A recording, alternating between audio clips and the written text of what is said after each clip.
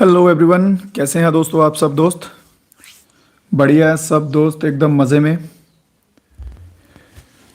चलिए, तो आज का लाइव जो है वो स्टार्ट हो रहा है। फर्स्ट ऑफ ऑल आवाज़ बता दीजिए, सभी की आवाज़ जो है वो सही से आ रही है आपको? स्वागत है आप सभी दोस्तों का आज की क्लास में। चलिए, तो आवाज़ वगैरह जो है वो एकदम बढ़िया, एकदम सही से आ रही है। ठीक है, मेरे एंड से तो मैंने चेक कर लिया है। बहुत सारे दोस्त जुड़ चुके हैं। स्वागत है आप सभी दोस्तों का आज की एक और नई क्लास में। अंत तक, लास्ट तक जो है वो बने रहना है और सभी के सभी क्वेश्चंस के आंसर देखते हुए चलना है। और ये पीडीएफ जो है ये आपको अभी नोट्स बनाने का मैंने आपको बता दिया कि नोट्स की जगह आप इन पीडीएफ को सीधा सीधा यूज़ कर सकते हैं। तो ये पीडीएफ आपको कहाँ मिल जाएंगी? टेलीग्राम ग्रुप पे आपको ये पीडीएफ मिल जाएगी। क्लियर है मेरे भाई? जिन जिन को पीडीएफ चाहिए होंगी वो टेलीग्राम में चेक कर लेंगे एक बार। तो बाकी इसके सिवा बेसिक जो बातें रहेंगी वो सब बीच में होती रहेंगी, थोड़ी बहुत ही अगर कुछ इंपॉर्टेंट रहा तो। स्टार्ट करते हैं आज की क्लास पहले क्वेश्चन के साथ। अगर नोट्स बना रहे हैं तो डेफिनेटली आप नोटबुक अपनी लेके बैठिएगा। फर्स्ट क्वेश्चन क्या कहता है? What is the minimum and maximum age eight which a subscriber can join the Atal pension योजना। अटल पेंशन स्कीम जो है, अटल पेंशन स्कीम वो मिनिमम और मैक्सिमम एज बताएंगे कि मिनिमम से मैक्सिमम एज कितनी चाहिए होती है उसके लिए। ठीक है, इसमें पेंशन जो है वो दी जाती है और इसके लिए मिनिमम और मैक्सिमम एज क्या रहेगी आपके अकॉर्डिंग? 21 से 58 साल, या फिर 18 से 40, 18 से 50, या फिर 21 से 60 साल तक की। बढ़िया, ठीक है। अभी बाकी की बातें मेरे भाई बंद कर दीजिए। आपको पहले 5-10 मिनट इसीलिए दिए होते हैं कि पहले आप बातें कर सकें। अभी प्लीज़ करके बाकी चीज़ें जो है वो बंद की जाएं। ठीक है, हाँ। बफर आ रही है क्या आवाज़? एक मिनट में देख लेता हूँ।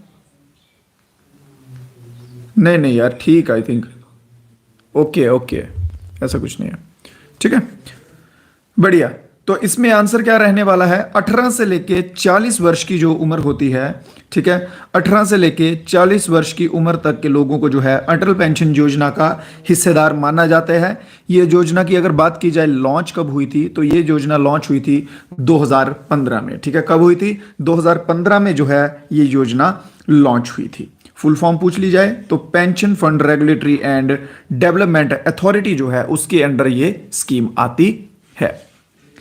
Next, dash also known as search unemployment occurs when worker lose their current job and in the process of founding another।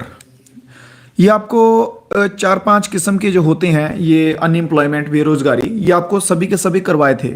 Voluntarily हो गई, सीजनल हो गई, डिस्कस्ड हो गई, फ्रिक्शनल, है ना। तो इसमें इन्होंने पूछा है कि वह बताइए वह किस श्रेणी में आएगा, वो बेरोजगारी जो है वो किस कैटेगरी में आएगी, जिसमें कि व्यक्ति जो है अपनी करंट जो जॉब, मान लीजिए कि अभी आके आप एक नौकरी कर रहे हैं, आपने वो नौकरी छोड़ के दूसरी देख रहे हैं, ठीक है, तो वो जो श्रेणी होगी उस टाइम पीरियड में तो आप अनएम्प्लॉयड होंगे, बेरोजगार होंगे, तो वो किस में आएगा?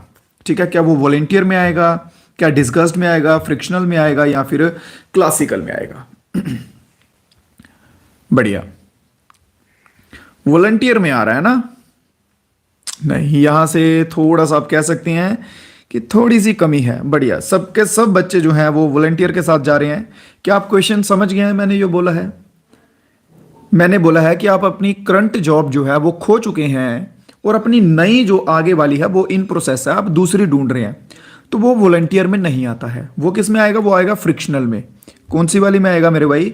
तो वो फ्रिक्शनल जॉब में, वो फ्रिक्शनल अनएम्प्लॉयड में आएगा। ऑप्शन नंबर सी वाले बच्चे सही होंगे, और सी एक बच्चे का भी नहीं दिखा मुझे। ठीक है, नहीं नहीं ऐसा नहीं है, खुद छोड़ दी तो वो वॉलंटियर शब्द है यहां पे। ठीक है, वैसे तो फ्रिक्शन का भी वहां पे मतलब अलग होता है। फ्रिक्शन तो एक साइंस का टर्म है, फ्रिक्शन तो एक एनर्जी होती है एक टाइप की। ठीक है, तो ये इस तरह से इसको कैटेगराइज किया गया है, ये फ्रिक्शनल में आता है। बढ़िया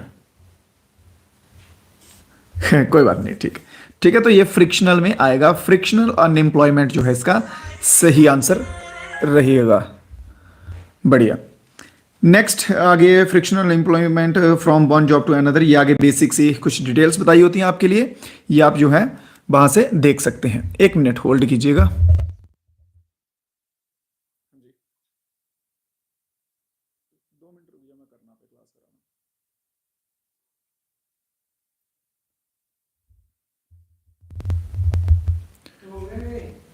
नेक्स्ट अगला क्वेश्चन देखते हैं।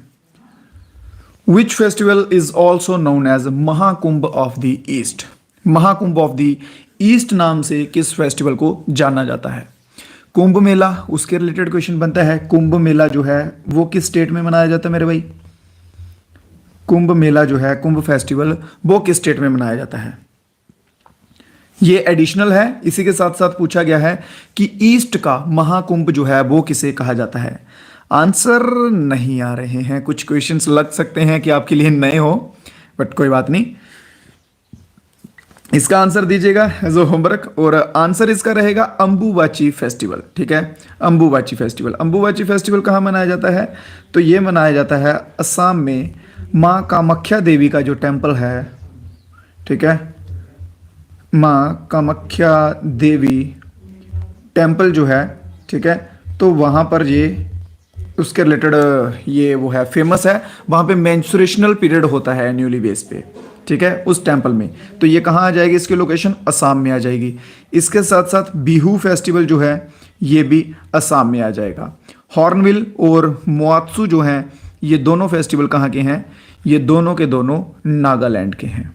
हॉर्नबिल और मोआत्सु ये दोनों फेस्टिवल कहाँ के आ जाएंगे? नागालैंड के आ जाएंगे।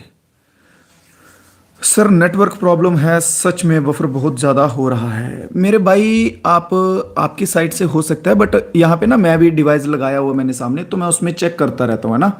तो हाँ, मेरी साइड से ऐसा कुछ नहीं है। मेरी साइड से, मेरे एंड पे सब क्लियर है। अगर ऐसा नेटवर्क प्रॉब्लम होता तो फिर क्या होता कि फिर सभी बच्चों का आंसर आता कि हाँ सर नेटवर्क प्रॉब्लम है, तो फिर मैं देखता ना। चलिए आप एक बार रिफ्रेश कर लीजिएगा।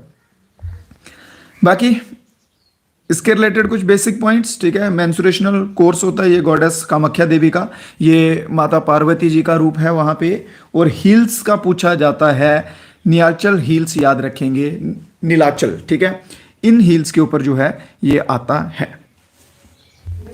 Next most important question from polity कि आर्टिकल 25 से लेके 28 तक के जो भारतीय संविधान में हैं वो किसके बारे में बात करते हैं? Article number 25 to 28 of the Indian constitution talks about which? Freedom of religion के बारे में बात करते हैं, कॉन्स्टिट्यूशनल रेमेडीज, या फिर कल्चरल और एजुकेशनल। ये ना चारों के चार इंपॉर्टेंट हैं यार, ठीक है। तो चलो इनके बारे में पहले लिखते हैं। सबसे पहले राइट्स अगेंस्ट एक्सप्लॉयटेशन की बात की जाए तो इसमें दो आर्टिकल्स आते हैं, ठीक है, इसमें दो आर्टिकल्स आएंगे, article number 23 and article number 24। अगर आपके साथ एक्सप्लॉयटेशन होता है तो उसमें कौन कौन से आर्टिकल आपके लिए दो मददगार हैं? 23 और 24वां। बच्चों का आंसर आ रहा है ऑप्शन नंबर सी के साथ, बहुत बढ़िया। 25 से लेके 28 तक के जो आर्टिकल हैं आप उसको आंसर बता रहे हो ऑप्शन नंबर सी, है ना। चलिए कोई बात नहीं। अब देखो ऑप्शन नंबर सी, कल्चरल और एजुकेशनल राइट्स की बात की जाए तो मेरे भाई ये आते हैं आर्टिकल नंबर 29 से 30 के बीच में। राइट टू कॉन्स्टिट्यूशनल रेमेडीज की बात की जाए तो रेमेडीज ये आता है आर्टिकल नंबर 32 में। आर्टिकल नंबर 32 किस में आएगा? सुप्रीम कोर्ट में। अगर हमें सुप्रीम कोर्ट में रेमेडीज लगानी है, ठीक है, तो आर्टिकल 32 आएगा। एक आता है आर्टिकल 226 जो कि आता है हाई कोर्ट में। और right to freedom of religion, option number A इसमें सही आंसर होगा। कौन सा? ऑप्शन नंबर ए इसमें सही आंसर होगा। हमें अपना धर्म चुनने की अनुमति है, हम अपनी मर्जी से किसी भी धर्म में जो है कन्वर्ट हो सकते हैं, पार्टिसिपेट कर सकते हैं, किसी भी धर्म के लिए चैरिटी दे सकते हैं, उस धर्म के लिए स्ट्रक्चर बनवा सकते हैं, मतलब कुछ भी, ठीक है। धर्म के रिलेटेड की सब फ्रीडम्स जो हैं वो आर्टिकल 25 से 28 के बीच में आ जाएंगी। तो ऑप्शन नंबर ए इसमें सही होगा। Option number A is the right answer. Option number C के साथ जितने बच्चे गए थे सब के सब टाई टाई फुस हो चुके हैं, कोई बात नहीं। आगे देखिए, इनको आर्टिकल्स को एक्सप्लेन किया हुआ है। आर्टिकल नंबर 25 में बताया है कि आप किसी भी धर्म को जो है प्रैक्टिस कर सकते हैं, प्रोफेशन ले सकते हैं। आर्टिकल नंबर 26 में बताया हुआ है उसकी मैनेजमेंट में आ सकते हैं। 27 में बताया हुआ है कि आप कि पैसा वगैरह दे सकते हैं धर्म को सपोर्ट करने के लिए, डोनेशन वगैरह होते हैं, चैरिटी हाउस होते हैं। तो यही सब चीज़ें जो है 25 से लेके 28 के बीच में जो है ये आ जाएंगी। क्लियर यहाँ तक चीज़ें? कोई डाउट? कोई किसी क्वेश्चन में कोई डाउट बच जाए, कोई क्वेश्चन समझ ना आए, तो बेझिझक जो है वो कमेंट बॉक्स में लिख दीजिएगा, डेफिनेटली उसके ऊपर भी डिस्कशन कर लेंगे। ठीक है, next, the famous Lucknow pact. ये क्वेश्चन तो करवाया हुआ है भाई। लखनऊ पैक्ट जो 1916 में हुआ था, ये रिवाइज्ड है, तो इसका बताएंगे कि किन किन के बीच में जो है ये लखनऊ पैक्ट जो हुआ है। लखनऊ का समझौता किन किन के बीच में हुआ है? महात्मा गांधी, बाल गंगाधर तिलक, या फिर आगा खान, कौन है?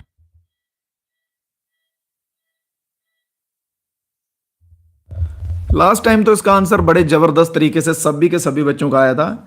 इस बार देख लेते हैं कुछ क्या बनता है। बढ़िया, बहुत बढ़िया यार, गजब गजब है। ऑप्शन नंबर बी के साथ बच्चे जा रहे हैं और मुबारक हो, ऑप्शन नंबर बी ही इसका जो है वो सही आंसर है। ठीक है, बाल गंगाधर तिलक और मोहम्मद अली जिन्ना के बीच में जो है ये लखनऊ पैक्ट, लखनऊ का समझौता जो है ये हुआ था। कब हुआ था? 1916 में हुआ था। इसके पीछे का मतलब मकसद क्या था, जो मेन मोटिव होता है वो क्या था? तो मोटिव था इसके पीछे कि कंप्लीट इंडिपेंडेंस की ओर जा रहे थे, हिंदू मुस्लिम अलग हो चुके थे, उनको यूनियन करना था, यूनिटी बनानी थी और ब्रिटिशर्स के खिलाफ आवाज उठानी थी। और ये एक होप बनी थी हिंदू मुस्लिम यूनिटी की उस टाइम पे। क्लियर? क्योंकि तब जो है वो मुस्लिम लीग भी बन चुकी थी, मुस्लिम अलग से इलेक्टोरेट की डिमांड कर रहे थे कि हम अलग से अपना नेता चुनेंगे, हिंदू अलग से कर रहे थे। तो उस टाइम पे बंटवारा हो गया था एक टाइम से, आप कह सकते हैं एक टाइप का। नेक्स्ट क्वेश्चन है, क्वेश्चन नंबर 6 क्या कहता है? इलायस खान जो कि लखनऊ में पैदा हुए हैं, ठीक है, एक म्यूजिशियन फैमिली से हैं, तो वो कौन सा यंत्र जो है, कौन सा वाद्य यंत्र बजाते हैं या किससे वो संबंधित हैं? तबला, सितार, बीना, मृदंगम, ये सब के सब इंपॉर्टेंट हैं। बात करेंगे तबले की लेकर तो जाकिर हुसैन नाम आ जाएगा, जाकिर हुसैन। ठीक है, जब भी तबले का नाम आए तो जाकिर हुसैन एकदम से फटाक करके आपके नज़रों के सामने आ जाना चाहिए। बात करेंगे सितार की तो रविशंकर, बात करेंगे सितार की रविशंकर, फिर एक है अनुष्का, अनुष्का शंकर, फिर एक है साथ में निशांत, निशांत हैं। ठीक है, ये आ जाएंगे। बीना की बात करेंगे तो बीना में आ जाएंगे असद अली, असद अली खान, और कौन है? हिंदराज, पंडित हिंदराज, पंडित हिंदराज आ जाएंगे। ठीक है, थोड़ा छोटा छोटा तो नहीं लग रहा आपको ज़्यादा ऐसे? पंडित हिंदराज आ जाएंगे। मृदंगम की बात करेंगे तो टी के मूर्ति, अभी ठीक है ना, अभी थोड़ा बोल्ड हो गया, टी के मूर्ति। फिर साथ में आ जाएंगे दंदा मुद्दी,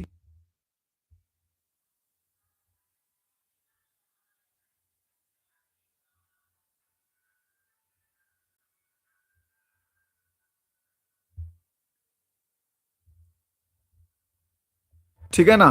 तो ये चार के चार जो हैं ये इंपॉर्टेंट यहाँ पे आ जाएंगे।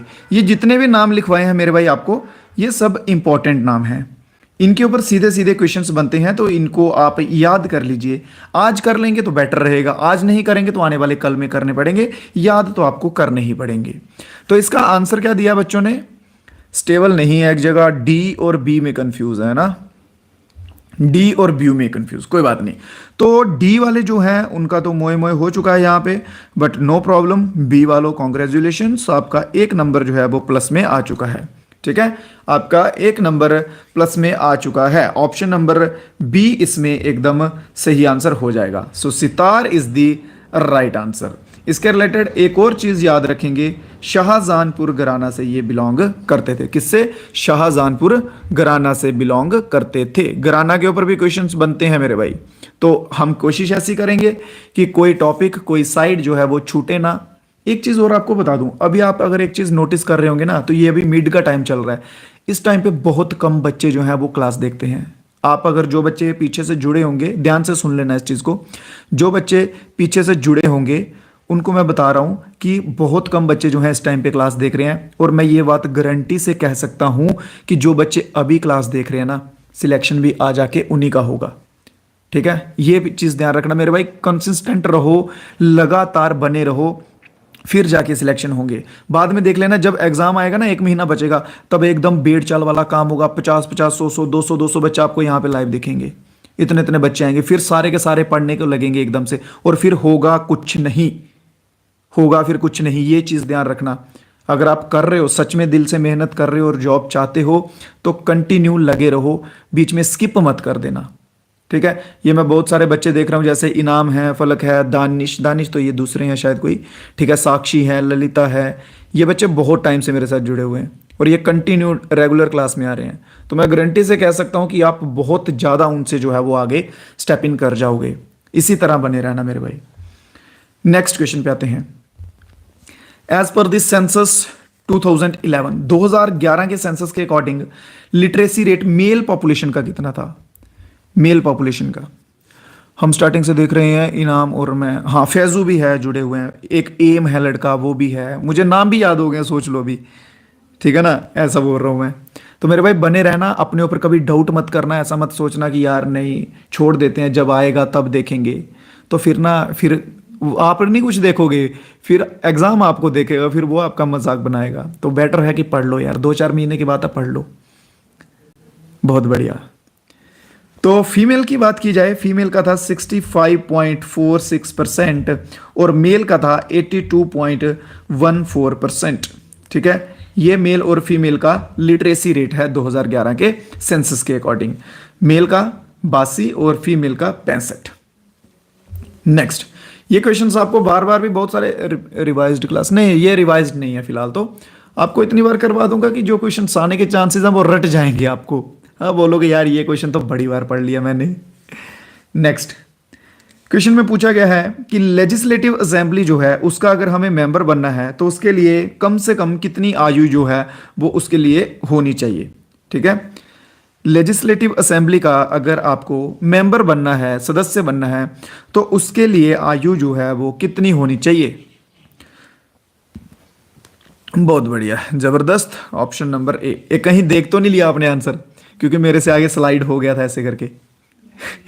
चलो, तो 25 इसमें सही आंसर है। चलिए 2-4 क्वेश्चंस इसके रिलेटेड और आते हैं।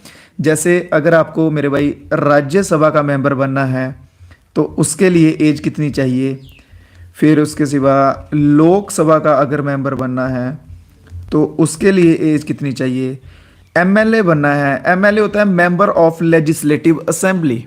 ठीक है, मेंबर ऑफ लेजिस्लेटिव असेंबली, जो कि इस क्वेश्चन में पूछा गया है, become a member of legislative assembly, तो इसके लिए चाहिए होती है 25। ये तो हमने लिख लिया। फिर इसके बाद आता है member of legislative council, MLC.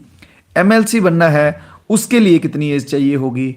और इसके सिवा प्रेसिडेंट एंड गवर्नर, अगर आपको प्रेसिडेंट बनना है एंड गवर्नर बनना है तो उसके लिए जो है वो कितनी एज चाहिए होगी? ये क्वेश्चंस हो सकता है देखने को बेसिक लगे, बट कंफ्यूजन हो जाती है, कंफ्यूजन हो जाती है। अभी मैं बताता हूं, इनके आंसर देखते जाना, किस किस के आंसर जो है वो इसमें सही आए हैं। पहला बात करेंगे राज्यसभा की। तो राज्यसभा का मेंबर बनने के लिए एज चाहिए होती है 30 वर्ष की, 30 ईयर्स की। ठीक है, 30 ईयर्स की चाहिए होती है और इनका टाइम पीरियड होता है 6 ईयर्स का। और हर साल 1/3 मेंबर जो हैं वो इनके रिटायर होते हैं। क्लियर। लोकसभा की बात करेंगे तो 25 साल इनको एज चाहिए होती है, इनका टाइम पीरियड होता है 5 साल का। एमएलए की बात करेंगे तो 25 साल एमएलए के लिए भी एज लगेगी। एमएलसी की बात करेंगे, एमएलसी क्या होता है? Member of legislative council, member of legislative council. इसके लिए बात करेंगे तो इसके लिए 30 वर्ष की आयु आपको चाहिए। प्रेसिडेंट और गवर्नर, इनके लिए कितनी एज चाहिए होगी? कोई बच्चा बताएगा? प्रेसिडेंट और गवर्नर के लिए क्या एज चाहिए होगी? एमएलसी के लिए बहुत बढ़िया, एमएलसी के लिए ठीक है 30 है। बिल्कुल सही, बिल्कुल सही। ललिता देवी, एम एस राजपूत, योनिस, संजीव, बहुत बढ़िया, गजब। तो 35 वर्ष की आयु जो है वो इनके लिए चाहिए होगी। अब आप मेरे को एक बच्चा बताएंगे आप कि यंगेस्ट प्रेसिडेंट ऑफ इंडिया कौन है? Youngest president of India, youngest मतलब कि सबसे कम आयु में बनने वाला भारत का राष्ट्रपति कौन है, प्रेसिडेंट कौन है? क्वेश्चन पूछे जाते हैं मेरे भाई, इसीलिए आपको ये करवा रहा हूं। जल्दी से बता दीजिए अगर किसी बच्चे को मालूम हो तो। सबसे कम आयु में बनने वाले प्रेसिडेंट। पंच सरपंच, पंच सरपंच का नहीं पूछा जाएगा, पंच सरपंच नहीं पूछेंगे। प्रेसिडेंट जवाहरलाल नेहरू मेरे भाई प्राइम मिनिस्टर हैं। सुनो, द्रौपदी मुर्मू, ठीक है, जो कि 2024 के डाटाबेस पे प्रेसिडेंट हैं। एक बच्चे ने भी आंसर नहीं दिया यार। द्रौपदी मुर्मू, द्रौपदी मुर्मू जो है ये सबसे यंगेस्ट प्रेसिडेंट हैं, ठीक है, अभी तक के डाटाबेस पे। इनसे पहले कौन था? तो संजीव नीलम करके था, ठीक है, संजीव नीलम ही था, नीलम याद है मेरे को बीच का, ठीक है, संजीव नीलम रेड्डी कुछ ऐसा नाम था। इनसे पहले वो थे। द्रौपदी मुर्मू जो है, द्रौपदी मुर्मू जो है ये इनसे कुछ महीने, 3 4 5 महीने छोटे हैं, ठीक है। तो इसलिए नाम याद रख लेना मेरे भाई, द्रौपदी मुर्मू यंगेस्ट प्रेसिडेंट आ जाएंगे, ठीक है। हाँ, नीलम संजीव रेड्डी, बहुत बढ़िया। संजीव शर्मा, इसका नाम मिलता है जुलता है ना, संजीव संजीव, इसको इसलिए याद होगा ना। बढ़िया। हाँ, नीलम संजीव रेड्डी जो है, इससे पहले नीलम संजीव रेड्डी का पूछा जाता था, बट अभी द्रौपदी मुर्मू जब से बन गए हैं तो द्रौपदी मुर्मू आंसर आ जाएगा। एग्जामिनर आपको इसमें और भी कंफ्यूज कर सकता है, किस तरह से? चलिए, ये यहां तक हो गया ना, इसको आपको वैसे पीडीएफ तो मिल ही जाएगी। एग्जामिनर आपको इसमें और पता कैसे कंफ्यूज कर सकता है कि बिफोर इंडिपेंडेंस पूछ सकता है कि जिसका बर्थ जो है, जन्म जो है इंडिपेंडेंस, आजादी से पहले का हुआ हो, वो बताइए, तब आ जाएगा आपका नीलम संजीव रेड्डी। अगर एग्जामिनर ने ऐसे पूछ लिया कि उसका जन्म जो है 1947 के बाद का हुआ है और वो यंगेस्ट है, तो फिर मुर्मू आ जाएगा, ठीक है, फिर मुर्मू आ जाएगा, याद रख लेना। बाकी ये बेसिक चीजें हैं, ये आप पीडीएफ में देख लेना। टेलीग्राम ग्रुप पे आपको एज इट इज पीडीएफ जो है आपकी रिवीजन के लिए दे दी जाएगी, ठीक है। आप अपना टाइम बचाइए, जो नोट्स बना रहे थे बच्चे उन वो भी आराम करो, अब नोट्स बनाने की भी जरूरत नहीं है। जो मैं चीजें लिखवाता हूं वो सब की सब लिखी हुई चीजें आपको पीडीएफ में मिल जाएंगी, बस आप टेलीग्राम ज्वाइन कर लेना मेरा भाई। नेक्स्ट क्वेश्चन आ जाओ। पुष्यमित्र शुंगा की बात की गई है यहां पे कि पुष्यमित्र शुंगा ने कौन सा मौर्यन रूलर जो है उसका अंत किया था, उसको मारा था, और फिर शुंग डायनेस्टी जो है वो स्टार्ट की थी।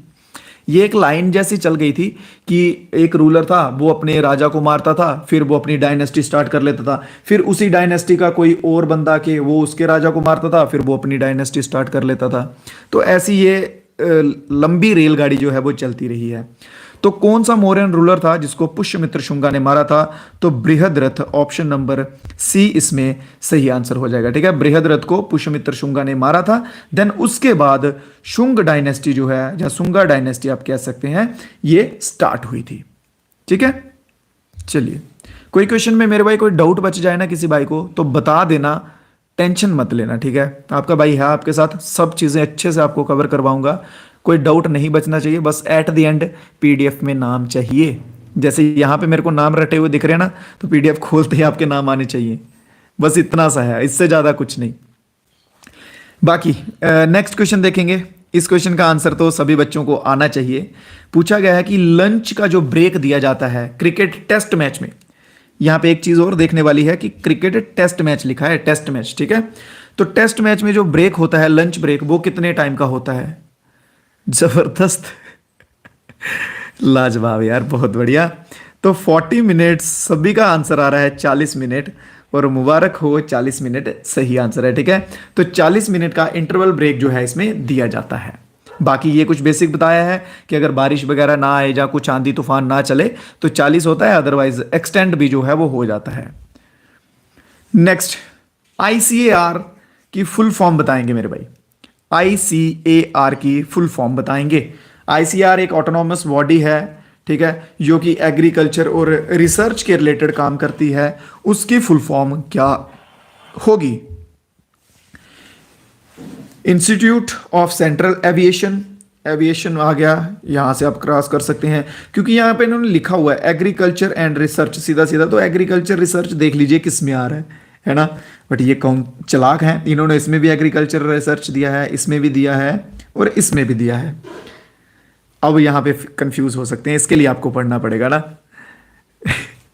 चलिए, तो option number C, Indian councils of agriculture research, ICR की फुल फॉर्म याद रखेंगे सभी बच्चे, Indian council of agriculture research is the right answer. ठीक है, ऑप्शन नंबर सी इसमें बिल्कुल सही आंसर हो जाएगा। अगला क्वेश्चन, मटकी जो है ये एक फोक डांस है, मटकी एक फोक डांस है, किस राज्य का?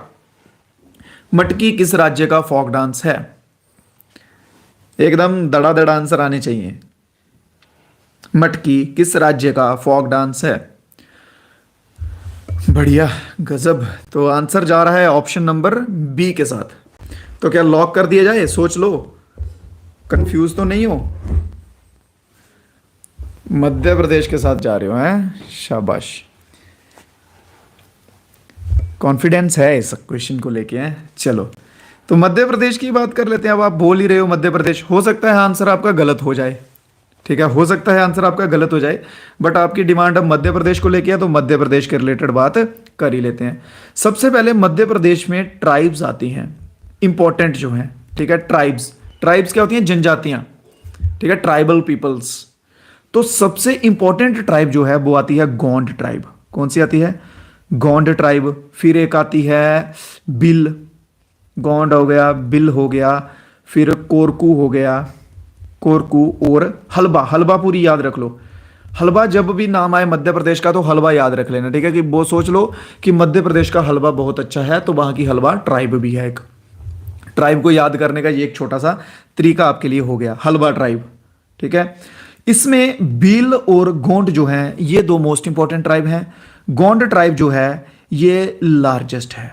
ठीक है, वन ऑफ दी नहीं, ऐसे बोलते हैं ना, वन ऑफ द लार्जेस्ट, मतलब बड़ियों में से, बड़ी बड़ी ट्राइब्स में से एक है। नहीं, ये लार्जेस्ट है, सबसे बड़ी है ये। ठीक है, हलबा ट्राइब है, हाँ हाँ, ये ट्राइब का नाम है। ठीक है, तो ये ट्राइब गोंड जो है ये छत्तीसगढ़ में भी पाई जाती है, याद रखना। ऐसा नहीं है कि सिर्फ जो है वो इधर मध्य प्रदेश में ही पाई जाती है, नहीं, छत्तीसगढ़ में पाई जाती है, और बाउंड्रीज जो है उनके तक भी जो है ये पाई जाती हैं। बाकी मध्य प्रदेश की बात करोगे तो नेशनल पार्क की बात ना हो, ऐसा हो सकता है। मध्य प्रदेश में तो गजब के नेशनल पार्क हैं। यार कलर कौन सा चेंज किया जाएगा? कलर इसमें कौन सा कलर रखा जाए? ब्लू भी है, रेड भी है, ब्लैक भी है, ग्रीन, ये वाला ग्रीन रखते हैं ना।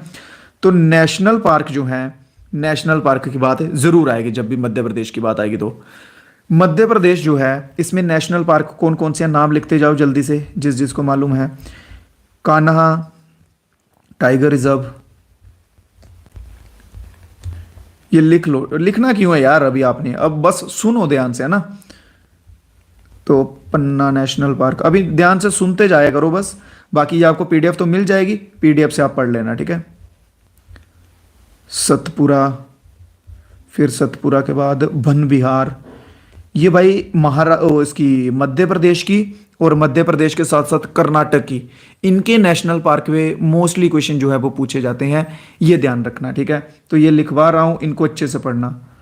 कुनो वाइल्ड लाइफ सेंचुरी, फिर एक है माधव करके। ठीक है, माधव, ये 5-6 हैं फिलहाल के लिए। एक सतपुरा तो रह गया, नहीं सतपुरा लिख लिया। ठीक है, ये हैं, इनको अच्छे से याद कर लो मेरे भाई, अच्छे से बोलते हैं। क्लियर, ये इंपॉर्टेंट है, इनसे सीधे सीधे क्वेश्चन आ जाएंगे। सर पीडीएफ कहाँ मिलेगा? पीडीएफ मिल जाएगा, सभी को मिलेगा ये PDF as it is, Telegram पे मिल जाएगा मेरे भाई। टेलीग्राम ज्वाइन कर लेना, डिस्क्रिप्शन में लिंक दिया होगा। ठीक है, डिस्क्रिप्शन में लिंक दिया है, वहां ज्वाइन करके आप फाइल्स में जाके देखना, वहां पे आपको सभी पीडीएफ मिल जाएंगे जो पीछे की क्लासेज हुई हैं उनके भी, और वहां से आप अच्छे से इनका रिविजन जो है वो कर सकते हैं। बाकी ये कुछ बेसिक पॉइंट्स हैं। मध्य प्रदेश का है, मटकी जो है नोमैडिक ट्राइब डांस है, स्मॉल पिक्चर्स हैं फोक डांस के, बाकी मालवा रीजन में आता है। Which one of the following is not true about the total outlay in the union budget of 23-24? 2023-24 का जो बजट निकला है उसमें देख के बताएंगे कि इनमें से जो है वो कौन सा गलत है। गलत पूछा है इन्होंने, नॉट ट्रू।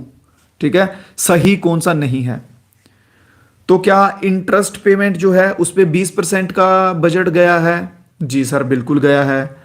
क्या बोलेंगे प्रभु, स्टेट शेयर और टैक्स एंड ड्यूटीज जो है स्टेट शेयर की, उस पर 18% गया है। बिल्कुल सर, उस पे 18 गया है। सब्सिडीज, सब्सिडीज क्या होती हैं? जिसमें लोगों को पैसा दिया जाता है, जैसे पेंशन स्कीम्स हो गई। ठीक है, जैसे आप गैस सिलेंडर भरवाने जाते हो ना, तो मान लो कि 1,000 रुपए का गैस सिलेंडर है, उसमें से 40-50 रुपए आपको सब्सिडी के तौर पे वापस दे दिए जाते हैं।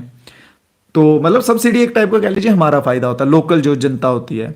इसमें लोगों को पैसा देना पड़ता है, गवर्नमेंट लोगों को पैसा देती है। तो सोच लो गड़बड़ कहाँ हो सकती है फिर, है ना? डिफेंस है, डिफेंस सेक्टर में 8% है, बिल्कुल सही प्रभु, 8% है। तो सब्सिडीज वाला जो है ये यहां पे इन्होंने गलत बताया। सब्सिडी में कितना गया है? 7% गया है। ठीक है, क्योंकि जनता को कम पैसा देने का, ज्यादा पैसा दोगे तो वो फिर सभी क्या करेंगे? सभी ब्रांडेड चीजें लेंगे, आईफोन लेंगे, ये वो करेंगे। इसलिए जो है, नहीं नहीं, मिलता है भाई, सभी को मिलता है। चेक कीजिएगा एक बार, अगर नहीं मिलता तो वहाँ जो उनका ऑफिस रहता है जहाँ से आप फिल करवाते हैं उनसे कंफर्म कीजिएगा, वो बताएंगे आपको कि इतनी सब्सिडी आपको आती है। ठीक है, तो सब्सिडीज जो है ऑप्शन नंबर सी यहाँ पे बिल्कुल सही हो जाएगा। 9% गलत है, 7% के राउंड जो है वो आया है इसमें। गुरु केलुचरण मोहापात्रा जो अवार्ड है वो, ये याद रखिए, 1995 में दिया गया है। और पूछा गया है कि ये किस डांस फॉर्म से रिकॉग्नाइज्ड करता है, या किस डांस फॉर्म को इसमें मान्यता दी गई है? बताएंगे। गुरु केलुचरण, बढ़िया। अब ना आपको एक चीज आपको मैं बता देता हूं। नहीं यार, मिलता है, ऐसा कुछ नहीं है। अब मालूम नहीं आपका क्या प्रॉब्लम होगा, बट मैं इस पे भी ज्यादा क्या ही बोलूं, बट मिलता है ना। सुनो, ओडिशा के डांस फॉर्म्स के रिलेटेड बहुत सारे क्वेश्चन अभी रिसेंट के एग्जाम्स जो हो रहे हैं ना, उनमें देखने को मिल रहे हैं, ओडिसी और चाऊ करके। ठीक है, तो मैं आप सभी से यही कहूंगा, क्योंकि चाऊ जो है ये नया ऐड हुआ ना, न्यू ऐड हुआ है क्लासिकल डांस में, तो मोस्टली चांस है कि वो करंट अफेयर्स और स्टैटिक्स, ये दोनों के बेस पे इस क्वेश्चन को जो है वो ऐड करेंगे। सो ट्राई करें, ओडिसी के याद कर लें, ओडिशा के। ठीक है, और ओडिशा के रिलेटेड जो डांसर्स हैं उनके नाम भी याद हो आपको। तो इसमें ऑप्शन नंबर सी जो है बिल्कुल बिल्कुल एकदम सही आंसर हो जाएगा। बाकी ये डांसर्स के नाम याद कर लेना, जात से सुजाता हो गया, केलुचरण हो गया, रतिकांत हो गया, गंगाधर हो गया, गंगाधर प्रधान, रतिकांत शुक्ला, ये नाम आप याद कर सकते हो, रतिकांत शुक्ला। ये रतिकांत शुक्ला तो मैं ऐसे ही बोल रहा हूं, ठीक है, एक्चुअल नाम यही है, रतिकांत मोहपात्रा। मिर्जापुर देखी आपने? मिर्जापुर मूवी देखी होगी बहुत सारों ने। ये जौनपुर है, गुड्डू का खागा बुलवा दे का, बुलवा दे तुमसे का खागा। तो वही वाला रतिशंकर शुक्ला जो है आप यहां से याद कर सकते हैं। ठीक है, जब भी क्वेश्चन आएगा कि उड़ीसा के डांसर का, तो तब याद कर लेना एकदम से, हाँ मिर्जापुर में कौन था? रतिशंकर शुक्ला था, रति रति रति करके रतिकांत, वैसे करके याद कर लो। क्लियर? चलिए next, what is the mascot of the Paris 2024 Olympic games? Mascot, Paris के ओलंपिक गेम्स जो हुए हैं, ठीक है, 2024 में पेरिस ओलंपिक्स हो गए हैं। क्लियर?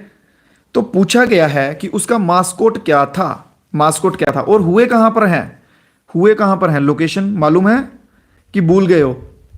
ऐसा तो नहीं कि जितने दिन चल रहे थे उतने दिनों तक तो सर याद था, बट अभी जो है वो भूल गए हैं। कहां हुए हैं? बढ़िया, आंसर सभी बच्चों का डी के साथ जा रहा है, बिल्कुल सही आंसर है। ठीक है, ऑप्शन नंबर डी, द फ्रिजस। ठीक है, द फ्रिजस जो है ये इसका सही आंसर हो जाएगा। बात कर लेंगे अगर फ्रिजस के मतलब क्या होता है, तो इसका मतलब होता है symbolize freedom and revolution, symbolize freedom and revolution. Revolution होता है क्रांति, रेवोल्यूशन होता है क्रांति, और फ्रीडम होता है आजादी। ठीक है, ये इन दोनों को, क्रांति और आजादी को जो है फ्रीजस दर्शाता है। Location Paris France, Paris France में जो है ये हुए हैं। क्लियर यहां तक? आजादी और क्रांति, बहुत बढ़िया मेरे भाई, गजब। बाकी ये आगे कुछ बेसिक्स। नेक्स्ट, हाँ, फ्लैग बियरर का था क्या यहाँ पे? Olympic torch carried by Abhinav Bindra and flag bearer during the national parade. ये भाई ये पॉइंट याद कर लो, ये पॉइंट इंपॉर्टेंट हो जाएगा। ठीक है, अभिनव बिंद्रा और पीवी सिंधु, वो पकड़ लेना, फ्लैग बियरर का, इस पे क्वेश्चन बनेगा। Next, where does the rupees go to the most and where does the rupees mostly come from? 2024-25 का बजट के दौरान पे इसके अकॉर्डिंग सबसे ज्यादा इन्वेस्टमेंट कह सकते हैं आप, या आप अपनी सरल भाषा में कहेंगे कि सबसे ज्यादा पैसा जो है वो किस सेक्टर में लगाया है और सबसे ज्यादा पैसा आया किस सेक्टर से है। बस ये दो चीजें बतानी है, लगाया कहां है और आया कहां से है। क्या डिफेंस में लगाया है सबसे ज्यादा, डिफेंस में लगाया है और इनकम टैक्स से आया है? क्या सब्सिडीज में लगाया है? सब्सिडीज वाला तो कोई ना बोले, क्योंकि सब्सिडीज में कितना था, 7% लगाया था, तो यहां पे गलत हो जाएगा। डिफेंस में कितना था, 8% लगाया था, ये भी गलत हो जाएगा। ठीक है, हाँ ठीक है ठीक है। स्टेट टैक्स पे कितना था, ड्यूटीज पे 18-20 के करीब था, याद आ रहा है कुछ? हाँ, सेंट्रल सेक्टर स्कीम, ठीक है। 18% यहां पे सबसे मैक्सिमम है, 18% यहां पे सबसे मैक्सिमम है, तो आप आंख बंद करके ऑप्शन नंबर सी के साथ जा सकते हैं। क्वेश्चंस एलिमिनेट करने हैं मेरे भाई, तो इसी तरह से होंगे, ठीक है ना कुछ एक एक छोटा छोटा पॉइंट जो है वो आपको पकड़ना पड़ेगा, क्योंकि उन्होंने बोला सबसे ज्यादा कहां गया, फर्स्ट डिफेंस में बताया, डिफेंस में तो 8% देख लिया हमने, काट दो। ठीक है, सब्सिडीज में 7% है, काट दो। ठीक है, स्टेट शेयर होल्डर में टैक्सेस में इसमें 18 था, तो पकड़ लो भाई। तो option number C is the right answer.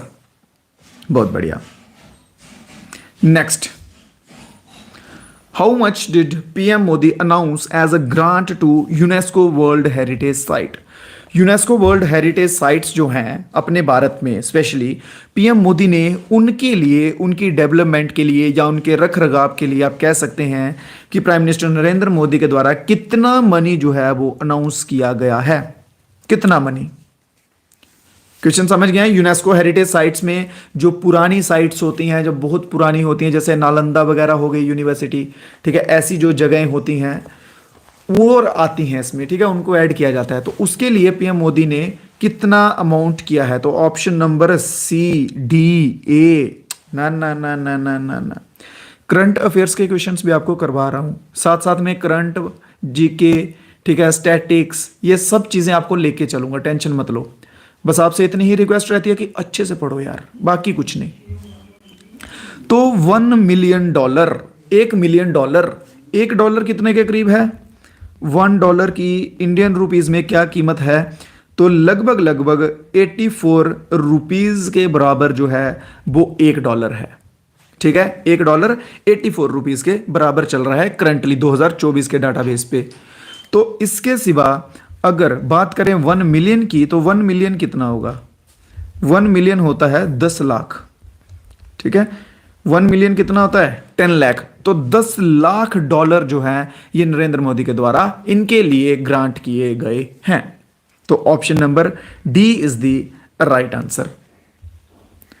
PM Narendra Modi इनोग्रेट 46th session of the world heritage site committee, Bharat मन न्यू दिल्ली में जो हुई थी, और कब हुई थी? 31 जुलाई को होस्ट हुआ था ये इवेंट।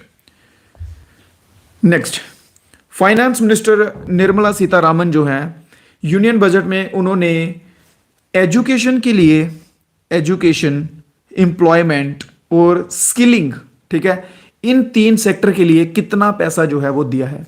देखो, हो सकता है ये जो क्वेश्चंस अभी आपके सामने आ रहे हैं ना, बहुत सारे बच्चों को ये क्वेश्चंस नहीं मालूम होंगे, जो सच बात है।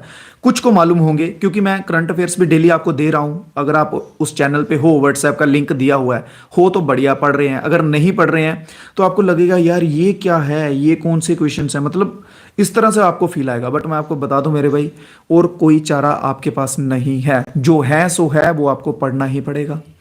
अगर आप इनको स्किप कर दोगे, आप सोचोगे छोड़ो यार टफ है, स्किप कर दिया, जाने दो, और यही का यही क्वेश्चन आपको देखने को मिल गया, तब लंका ढह जाएगी। ठीक है ना, तब लंका ढह जाएगी। तो बेटर है, अगर अपनी लंका बचानी है, अपनी लंका बचानी है, तो किसी हनुमान से पंगा मत लो। ये क्वेश्चन जो है ना, ये हनुमान के रूप में आ रहे हैं, ये आपकी लंका ढह देंगे। तो 1.48 करोड़ के साथ बच्चे जाते हुए, और बिल्कुल सही आंसर ऑप्शन नंबर डी जो है बिल्कुल सही आंसर हो जाएगा। कुछ 2-4 बच्चों का ये आंसर आया, बस बढ़िया है। ठीक है, ये गरीब कल्याण अन्न योजना के अंडर आता है। ठीक है, ये 5 साल के लिए एक्सटेंड की गई है। 80 करोड़ 80 करोड़ पीपल जो हैं ठीक है, इतने लोगों को इसके अंडर फायदा होगा, ये बेनिफिट होगा। और ये है किसके लिए, मेन फोकस जो है वो किस पे किया जा रहा है, मेन फोकस पुअर्स, ठीक है, जो कि उतने काबिल नहीं है, विमेंस के ऊपर, यूथ के ऊपर और फार्मर्स के ऊपर 1.48 करोड़ लाख जो है ये आएगा, ये सारा इतनों के ऊपर आएगा। चलिए next, which of the following helps in blood clotting. Blood clotting में दिए गए ऑप्शंस में से बताएंगे, क्लॉथिंग लिख दिया है, क्लॉथ नहीं क्लॉट आएगा, ठीक है, जो खून के धब्बे जम जाते हैं ना, क्लॉट हो जाते हैं, बन जाते हैं, जैसे ही कहीं भी लगता है, स्किन घिसती है तो उसके बाद क्या होता है, क्लॉट जम जाता है, क्लॉट बन जाता है। तो वो उसको प्रिवेंट करने में या क्लॉट बनाने में कौन सा विटामिन जो है वो मददगार होता है, विटामिन ए, विटामिन डी, या फिर विटामिन के, या फिर फॉलिक एसिड भी दिया हुआ है भाई हमने। कोई बच्चा है फॉलिक एसिड जिसको लगता है इसका सही आंसर होगा, नहीं लगता किसी को भी। चलिए, विटामिन विटामिन ए की कमी से होने वाला रोग कौन सा होता है, विटामिन ए की डेफिशिएंसी से होने वाला रोग कौन सा होता है, और विटामिन बी की डेफिशिएंसी से होने वाला रोग कौन सा होता है, ये दो बताइएगा। ये आपको होमवर्क के क्वेश्चंस हैं, इनको कमेंट बॉक्स में इनके आंसर जरूर दीजिएगा, ठीक है। तो विटामिन के के साथ जो जो बच्चे जा रहे हैं, बहुत बढ़िया, आज बच गए हो यार तुम। आज किसी ऐसा कोई एक आधा क्वेश्चन भी नहीं आया मुझे लग रहा है, जैसा कि जिसमें आपका मोह मोह हुआ है ना। आज सभी क्वेश्चन में अच्छे आंसर दिए हैं, चलिए बहुत बढ़िया। तो विटामिन के जो है इसमें सही आंसर है। अगर बात कर ली जाए सोर्स की कि विटामिन के कहाँ से मिलता है, तो हरे पत्ते वाली जो सब्जियां होती हैं, ठीक है, जैसे पालक हो गई, गोभी हो गई, कड़म हो गया, ये सब्जियां हो गई, ब्रोकली हो गई, ठीक है, तो इनसे जो है वो मिलता है। और स्प्राउट्स जो हैं इनसे भी मिलता है। स्प्राउट्स क्या होते हैं, स्प्राउट्स में आते हैं जो जैसे चना हो गया, ठीक है, फिर मूंग दाल हो गई, ये चीज़ें आती हैं स्प्राउट्स में, जिनके ऊपर ना ऐसे भिगो के रखने के बाद उनके अंकुरित होने लग पड़ते हैं, अंगूर निकलने लग पड़ते हैं, वो होते हैं स्प्राउट्स वाले। जिम बिम आप में से अगर कोई जाता होगा तो उसको तो पता होगा, उससे ज्ञान ले लो स्प्राउट्स क्या होते हैं। ठीक है, चलिए, तो ब्लड क्लॉटिंग के लिए मेजर रोल कौन प्ले करता है, तो विटामिन के जो है वो प्ले करता है। नेक्स्ट क्वेश्चन, और one of the most important question है मेरे भाई, one of the most important question है। वो बताएंगे कि लाइट वेव्स जो होती हैं वो कौन सी वेव्स होती हैं। देखिए बेसिकली इस क्वेश्चन में दो टाइप्स की वेव पूछी गई हैं, मैं दोनों बताता हूं आपको, ठीक है। एक होती है ट्रांसवर्स, एक होती है लॉन्जिट्यूडनल। चलो पहले हम आपको बताएंगे ट्रांसवर्स वेव्स, ठीक है, ये वाली। तो ट्रांसवर्स वेव्स जो है वो कैसे आती हैं, ऐसे ऐसे ऐसे ऐसे ऐसे करके आएंगी ट्रांसवर्स वेव्स। फिर अब हम आपको बताएंगे लॉन्जिट्यूडनल वेव्स। लॉन्जिट्यूडनल वेव्स आती हैं अपनी मस्ती में, ऐसे, ये आई हुई हैं शादी में नाच रही हैं, ठीक है।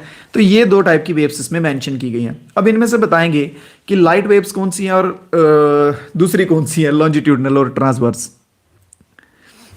तो देखो ट्रांसवर्स वेव्स जो हैं वो ये हैं और लॉन्जिट्यूडनल वेव्स ये हैं। लाइट वेव्स जो हैं वो ट्रांसवर्स वेव होती हैं। लाइट वेव्स में कौन सी होती हैं, ट्रांसवर्स होती हैं। ऑप्शन नंबर ए इसका सही आंसर होगा। ये इंपॉर्टेंट है भाई, रट लो। अगर कॉन्सेप्ट इसके नहीं क्लियर है आपको, पहले आपने 9th 10th में ये चीज़ें नहीं पढ़ी हैं या मान लो भूल गई हैं, कुछ भी हैं, तो अभी रट लो। और साउंड की बात की जाए तो लॉन्जिट्यूडनल जो हैं ये साउंड वेव्स में आती हैं। अगर पूछा जाए कि साउंड वेव में कौन सी आएंगी, तो लॉन्जिट्यूडनल आएंगी। कौन सी, लॉन्जिट्यूडनल आएंगी साउंड वेव में। ये दो हैं, दो की दो इंपॉर्टेंट हो जाएंगे आपके लिए। बाकी ये आगे इसके कुछ बेसिक्स बताए हैं। ट्रांसवर्स वेव आंसर है, वेव्स क्या होती हैं, ट्रांसवर्स वेव्स ये इनकी चीज़ें, ये लॉन्जिट्यूडनल वेव्स ये इनकी चीज़ें, ठीक है। ये इनका बेसिक बताया हुआ है। बहुत वाले भी हैं क्या कुछ, ऑप्शन नंबर सी वाले? नहीं, एक ही बच्चा है, एक बच्चे का नहीं होगा, ऐसे नहीं। अगर ज़्यादा बच्चे करते आंसर ऑप्शन नंबर सी के साथ तो हाँ है यार, 3-4 हैं, अरे बहुत है।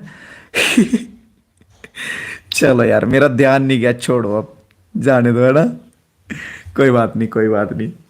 अच्छा तो ठीक है भाई, ये थी आज की क्लास, ठीक है। आज की क्लास में इतने ही क्वेश्चंस थे। तो एक बार सभी बच्चे जो हैं वो मिलके क्लास को लाइक कर दीजिएगा। क्लास अच्छा लगा हो मेरे भाई तो क्लास को एक बार सभी के सभी दोस्त जो हैं वो मिलकर लाइक कर दें। चलिए, बाकी क्लासेस भी होंगी, बाकी क्लासेस टाइम पे अपने चलती रहेंगी। ठीक है, सपोर्ट किया करो, आपका प्यार जो आप इतना दिखाते हो बहुत बहुत शुक्रगुजार हैं हम उसके लिए। और हमारी तरफ से कोई कमी नहीं रह रही है, सबकी सब चीज़ें जो है मेरे भाई बहुत अच्छे से आपको दी जा रही हैं, बहुत अच्छे से कंटेंट जो आपको प्रोवाइड करवाया जा रहा है। ठीक है, वो एक छोटा सा डिफरेंस है, वो हमेशा रहता है छोटा लेवल और बड़े लेवल के बीच में। अभी हम जो है वो स्टार्टिंग फेज में हैं। ठीक है, तो हो सकता है बच्चों को ट्रस्ट करने में या साथ जुड़ने में थोड़ा सा प्रॉब्लम हो या डाउट हो कि हाँ यार ये सर नए हैं, पढ़ें कि ना पढ़ें, वो होता है, वो बेसिक सी चीज़ें हैं। बट कह सकता हूँ मैं आप सभी दोस्तों से कि एक बार यकीन करके देख लीजिए, डेफिनेटली बहुत अच्छे लेवल के आपको रिजल्ट्स जो है वो मिलेंगे। ठीक है, बाकी क्लास कैसी लगी कमेंट बॉक्स में ज़रूर बता दीजिएगा, ये लाइव के सिवा कमेंट बॉक्स में बता दीजिएगा। और डिस्क्रिप्शन में लिंक दिए हुए हैं मेरे भाई, वो सब के सब बच्चे जो हैं वो वहाँ से ज्वाइन कर लेना। वहाँ पे आपको पीडीएफ भी मिल जाएगी, करंट अफेयर मिल जाएंगे, सब की सब चीज़ें जो हैं वो मिल जाएंगी। और जो कुछ भाई हमारे साथ नए जुड़ेंगे वो चैनल को सब्सक्राइब भी कर लेंगे। तो कोई अगर डाउट है तो बता दीजिए, अदरवाइज हम क्लास अपनी जो है वो सर हम लोगों को लगभग 3 मंथ से पढ़ रहे हैं। भाई मेरे को एक बात बता दो, जो बच्चे 2-3 मंथ से जुड़े हुए हैं, टू बी ऑनेस्ट करके पूछ रहा हूँ कि अभी आप जीके के कुछ मॉक वगैरह दे के देखो। ठीक है, इस लेवल के क्या इंप्रूवमेंट पहले से हुई है कि नहीं हुई है, चीज़ें आपको क्लियर हुई हैं कि नहीं हुई है। ऐसा तो नहीं है कि बस आप आ रहे हो, पढ़ रहे हो और जा रहे हो, कुछ फ़ायदा नहीं हो रहा। अगर कुछ नहीं समझ आती चीज़ें तो डेफिनेटली आप चेंज कर सकते हैं। बट मैं कह सकता हूँ कि अगर भाई आप अच्छे से पढ़ रहे हैं तो डेफिनेटली बहुत हेल्पफुल आपके लिए ये चीज़ें रही होंगी।